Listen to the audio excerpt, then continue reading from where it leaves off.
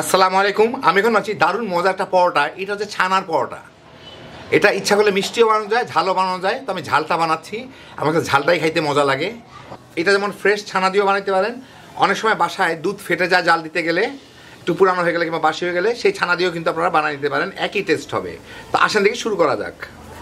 এখানে আমি 2 কাপ আটা নিছি। ইচ্ছা করে এটা ময়দা দিয়েও করা যায়, আটা দিয়ে করলে একটু নরম হয় আর কি, ভালোই লাগে খাইতে।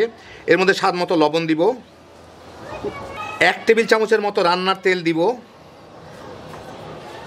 হয়তো একটু বেশি দিলাম, অসুবিধা নাই। আর পানি দিয়ে আমি এটাকে রুটি পরোটার মতো একটা খামির বানায় নিব।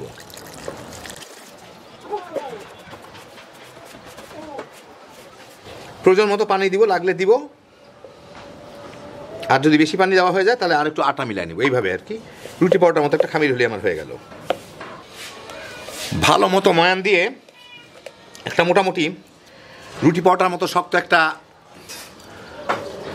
খামির করে আমি এটাকে একটু ঢেকে রাখবো 10 মিনিটের জন্য, যাতে ময়েশ্চারটা চতুর্দিকে ছড়াইতে পারে। তারপর আবার ময়ান দিয়ে রুটিগুলো বানায় নিব। আমি এখানে 1 লিটার দুধ বরফ দিয়ে নিছি। এখন চুলার জালটা কমায় দিচ্ছি যাতে ফুটে উঠে উপচায় পড়ে না যায়। এর সাথে আমি প্রায় 1 টেবিল চামচের মতো ভিনেগার দিব, দিলেই এইটা ছানা হয়ে যাবে। এই দিলাম, দেখেন এখন ধীরে ধীরে সবুজ পানি ছেড়ে এটা ছানা হয়ে যাবে।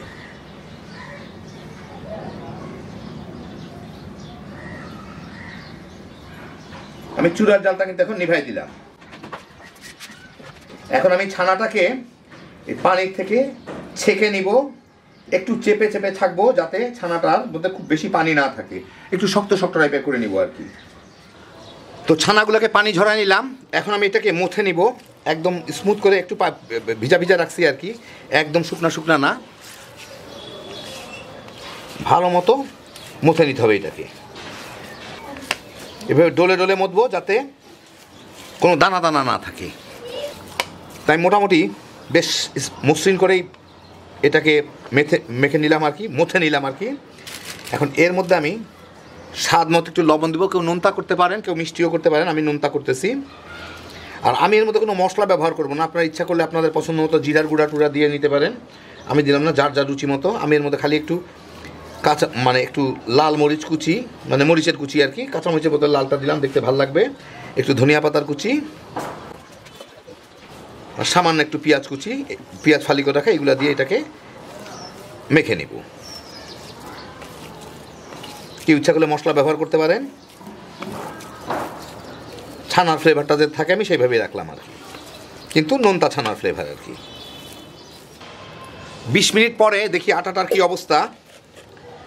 আটাটাকে আমি একটু ময়ান দিয়ে নিব, বেশ নরম হয়ে আছে, নরমই দরকার আমার, খুব বেশি শক্ত করা যাবে না, কিন্তু এটা নরম হলেই ভালো, তাহলে আমার ইয়েটা ফুলবে।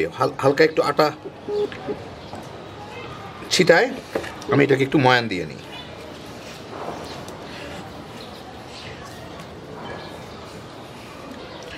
মোটামুটিভাবে দিলাম। এখন এর থেকে আমি ছোটো ছোটো কতগুলো লেচি কেটে নিই আর কি। তো আমি একদম ছোট ছোট লেচি করে নিলাম। আমি 10টা লেচি করছি, তার মানে 2টা রুটি দিয়ে আমি একটা পরোটা করব। কিভাবে করি দেখেন, সেটাই দেখাচ্ছি আপনাদেরকে। একদম ছোট ছোট করে নিতে হবে, যাতে আমি ছোট একটা রুটি বেলে নিব, কিন্তু খুবই পাতলা।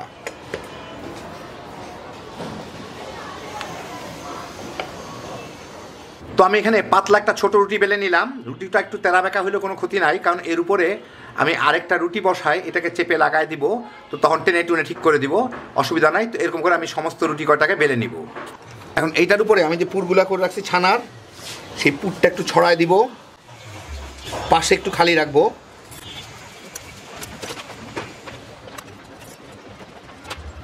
একদম সাইডগুলা খালি রাখবো। এখন এখানে আমি একটু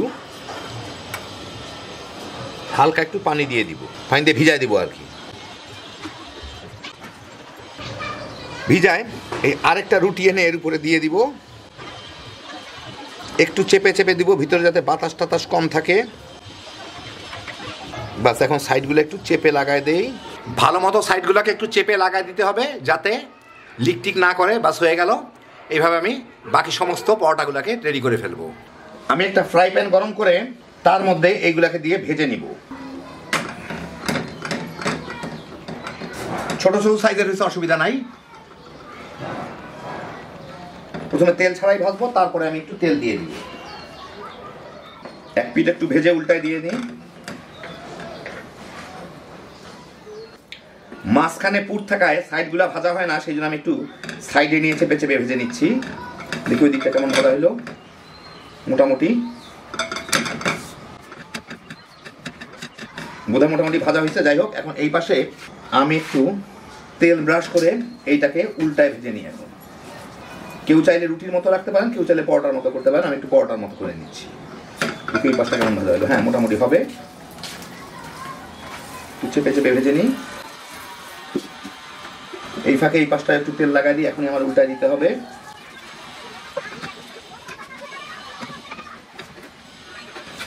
উল্টায় দিই।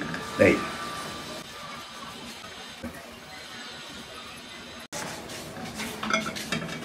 হ্যাঁ, এই পাশটা ভালো মতো ভাজা হলো। এই যে দেখেন, এরকম করে সবগুলোকে আমি ভেজে নিব।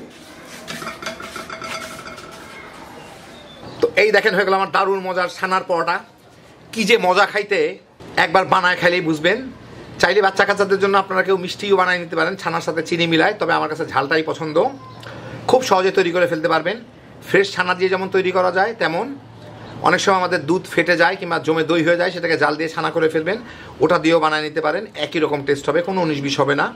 এই ঠান্ডা ঠান্ডা দিনে গরম গরম ছানার পরোটা বানাইবেন, পোলা পান নিয়ে তামাতাম করে খায় ফেলাইতে পারবেন। হ্যাপি জোশের একটা আইটেম। আল্লাহ আপনাদের সবাইকে ভালো রাখুন, সুস্থ রাখুন, নিরাপদে রাখুন। ইনশাআল্লাহ বেঁচে থাকলে আবার দেখা হবে। আল্লাহ হাফেজ।